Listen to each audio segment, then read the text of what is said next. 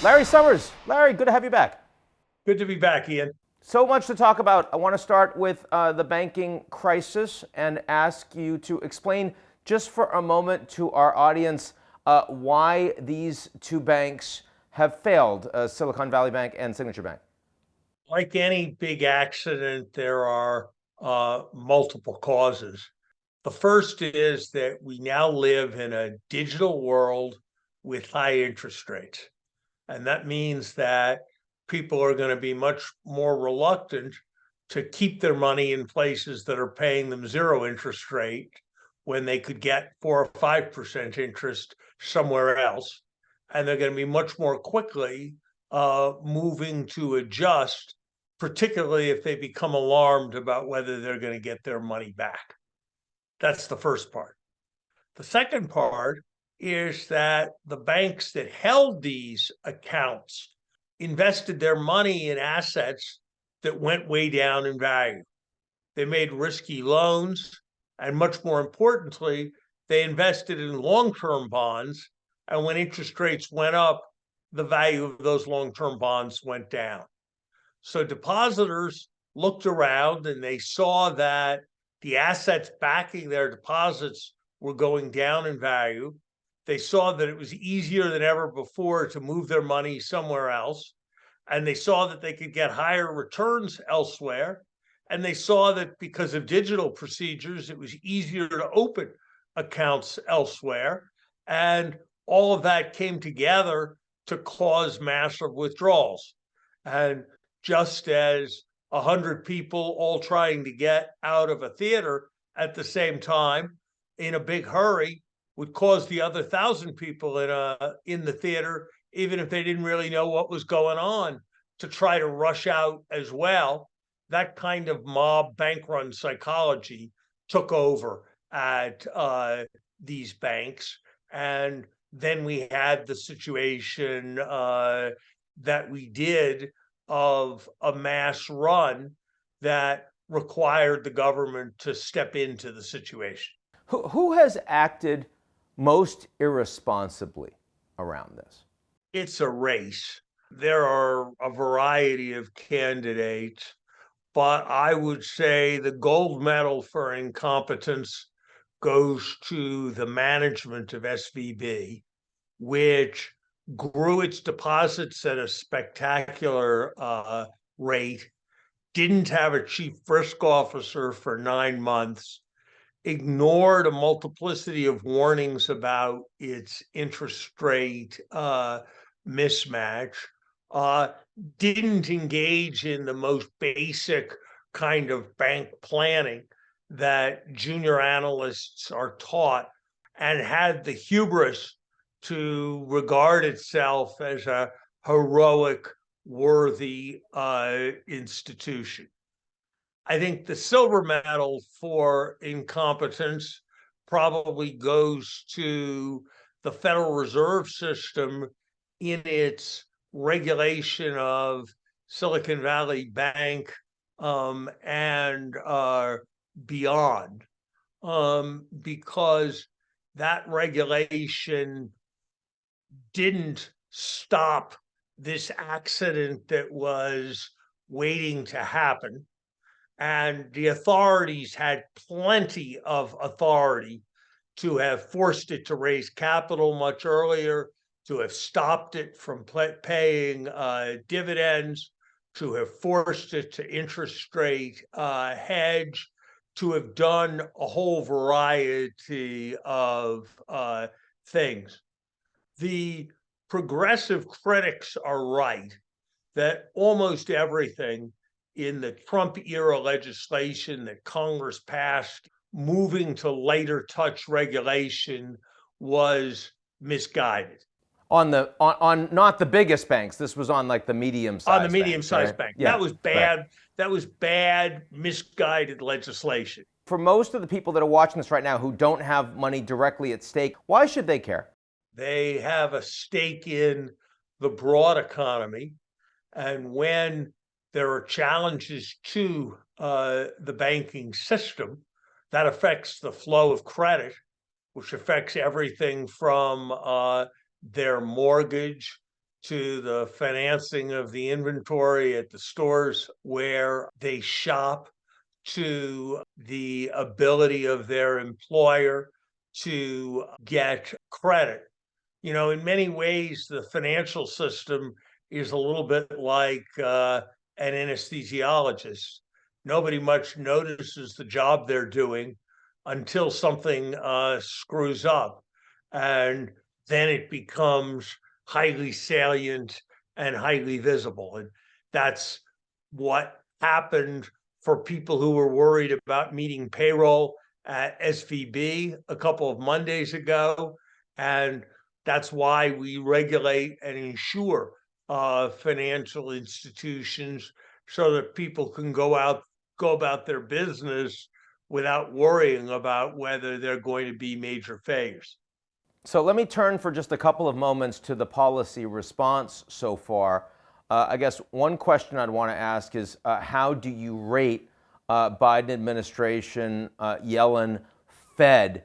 I think on the positive side, the decision to guarantee the depositors at SVB was very much a proper action, and to have not taken it would have been to have courted substantial risks. I was not so enthusiastic about the way the SVB bailout has been handled. $20 billion of, and let's face it, banks aren't people. When banks pay taxes, people ultimately pay taxes and fees. So $20 billion for the resolution of FDIC, of SVIB, seems like an extraordinary sum. And I wonder if that couldn't have been done considerably more inexpensively. I'm concerned that there's still too much ambiguity out there in the system about what will happen to uninsured bank deposits. And I wish there were a bit more stepping back to think about the final set of developments. Looking across the economy right now, I'm probably particularly worried about real estate, and within real estate about the office building sector. I've got considerable apprehensions about corporate lending to mid-sized businesses, the activities that were heavy areas of emphasis for regional banks are, I think, particularly problematic.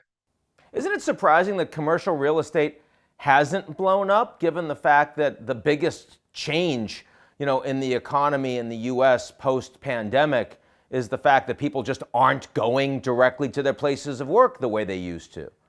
Remember, Ian, that only about 20% of commercial real estate is office buildings.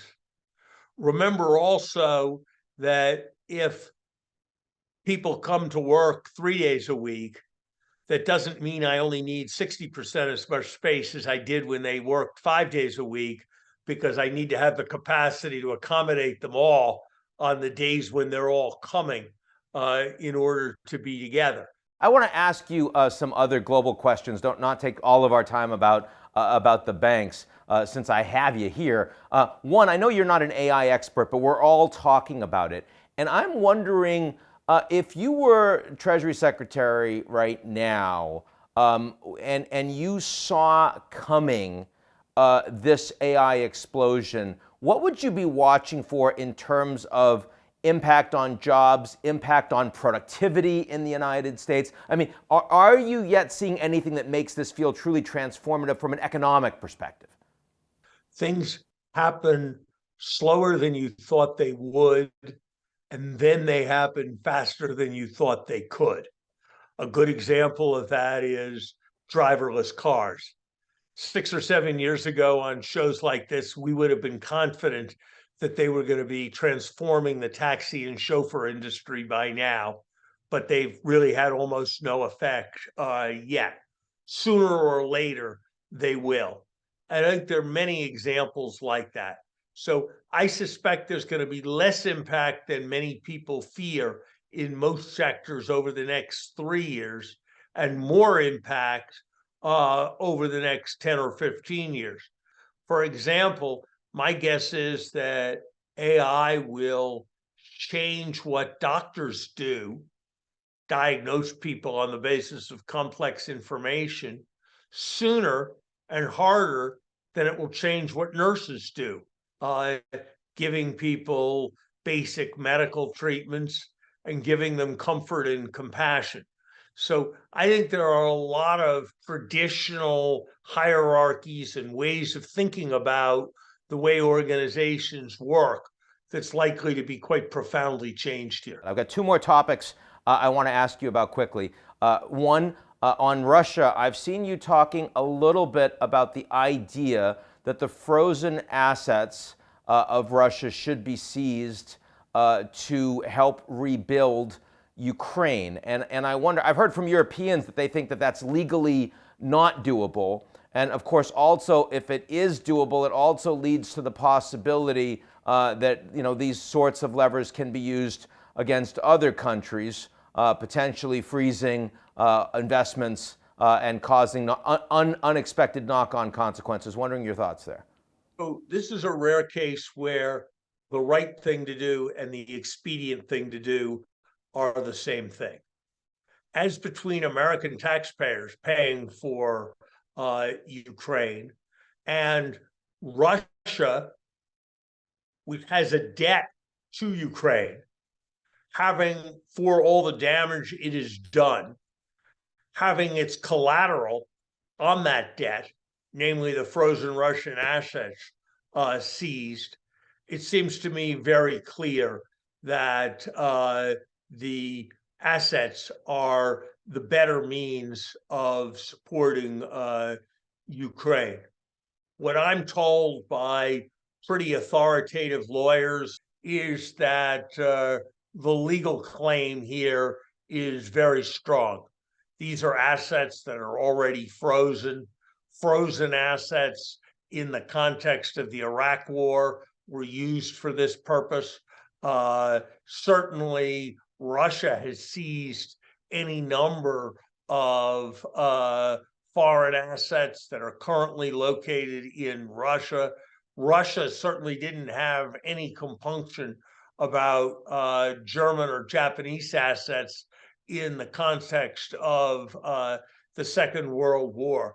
So I think the legalities here are actually very clear. And if we set a precedent that countries that engage in such wanton aggression that their heads of state are labeled as war criminals, that the official state assets of those countries are going to be used to mitigate the damage that their aggression caused, that feels like a very good precedent to set in the world.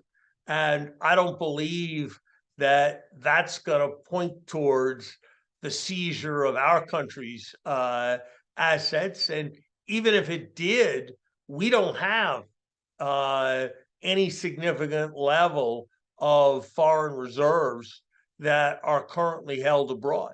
The last question I want to ask you is one that disturbs me a lot, and this is these stats about U.S. demographics and life expectancy. The U.S. continues to slip farther and farther down the OECD league tables for so many reasons, and I'm just wondering what you think, if anything, the doable policy inputs to make a difference. Since here we're talking really about the future of the country, the future of the youth. It strikes me as something that doesn't get nearly as much play as it really should in the discussions of our policymakers. I think that's right. I think it is not primarily about the healthcare system and access to healthcare. I think that the single most important thing we can do, and I'm not an expert on policy in this area at all, is find effective things to do about fentanyl, which is the single largest cause of the declining life expectancy. This is related to deaths of despair and finding ways of generating more hope in some of the more depressed parts of the country is also a way in which we could make substantial progress. Tied up with the fraction of people who believe in patriotism having gone down, the fraction of people who believe in community having gone down, the fraction of people who believe that their kids are not going to live as long as live as well as they did has gone way up. That's something we need to think a lot about. Larry, you fear that American society is in structural decline. I think that is I think there is the risk of that. And I am torn between seeing a variety of disturbing indicators like the life expectancy that you mentioned. So I think what we need to do is find a balance in which there is warranted alarm, but that warranted alarm must never be allowed to become pessimism or fatalism or a source of encouragement and hope to our adversaries who I think have much more profound problems. And a lot of willingness to amplify those sentiments as well. Larry, really important topic for us to close on, to be continued. Larry Summers, thanks so much for joining. Thank you.